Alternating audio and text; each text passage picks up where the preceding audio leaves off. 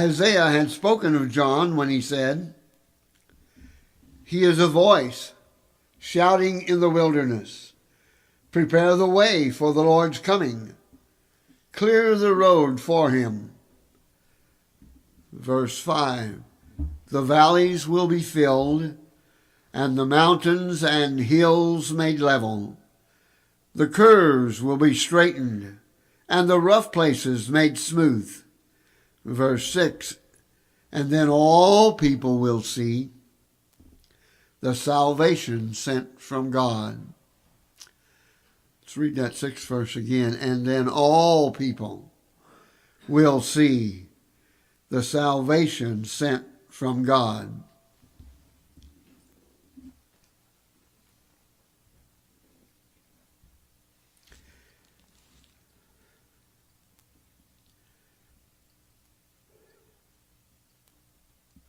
As we look at this scripture,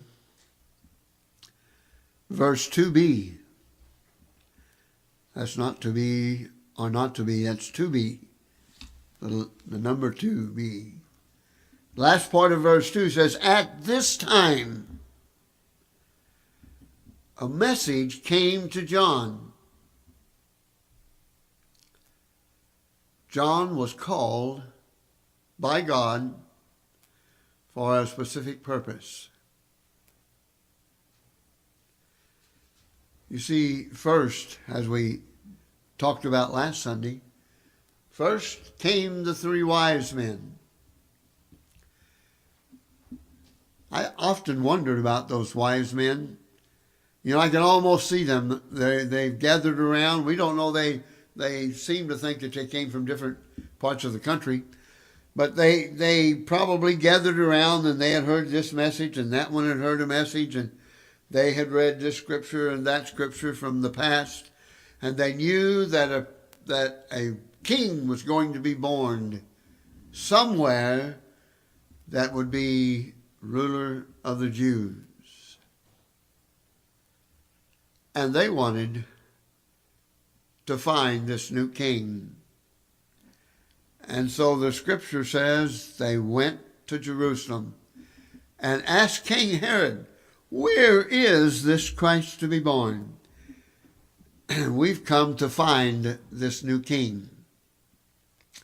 You see, they followed a star.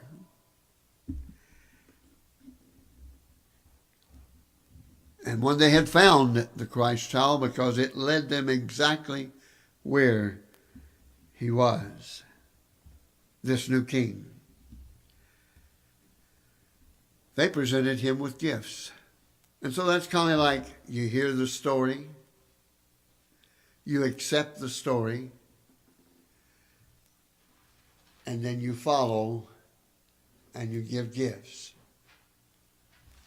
So that's almost the plan of salvation, isn't it? You hear, you accept, you believe, and you follow. Well, the story goes on. And now we come to this portion of the scripture. God calls John. You see, without God,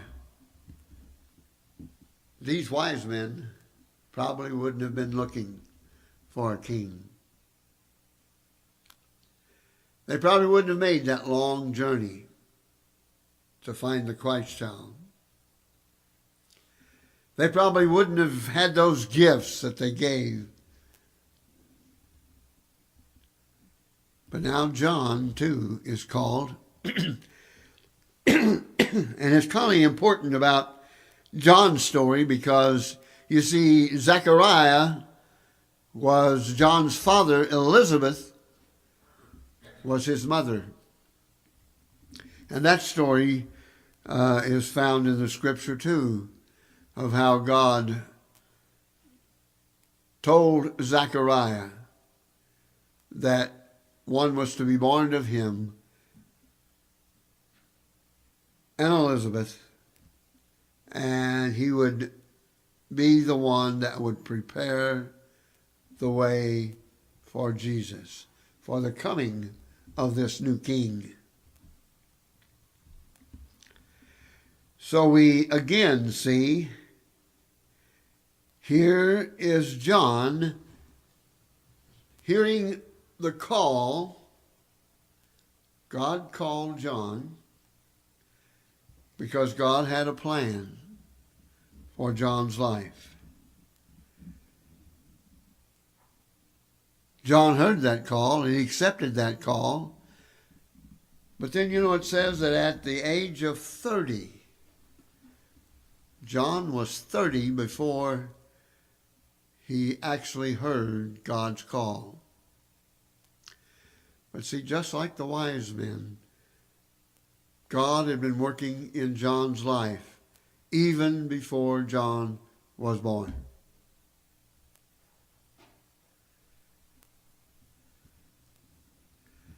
John accepted God's call, and John went to do what God wanted him to do, prepare the way. Prepare the way. There was more to be done in the Christmas story than just the wise men finding the Christ child and presenting him with gifts. John had to go and prepare the hearts of the people to receive the gift that God was giving to his people.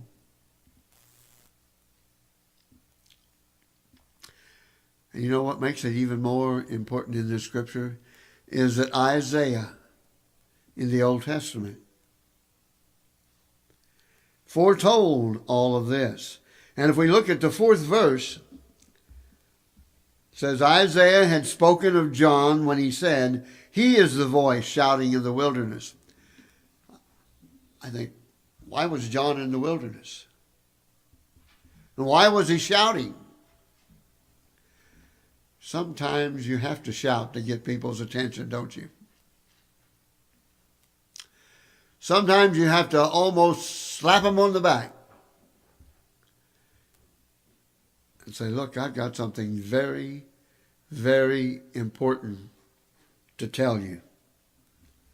And you need to listen to it, because there may not be another opportunity. Well, why was John in the wilderness? You take from birth to 30, that's a long time, isn't it? That's a long time. And it looks almost like John was kind of being a little bit indecisive here to me. About, is God really calling me for this task? Now, I want to bring up one other point about John. The scripture says that John was in the wilderness and that he was eating locusts and wild honey. Has anybody here ever had locusts? Anybody here interested in having locusts? According to the scripture, it's one of the delicacies of that time. They roasted them, and how many like shrimp? You like shrimp? Well, they say roasted wild locusts taste a lot like shrimp. I believe I'll stick with shrimp. But anyway, that was John's diet. So good and well he must have been running, right? Trying to hide out, trying to get away from God, trying not to answer the call that God had given him.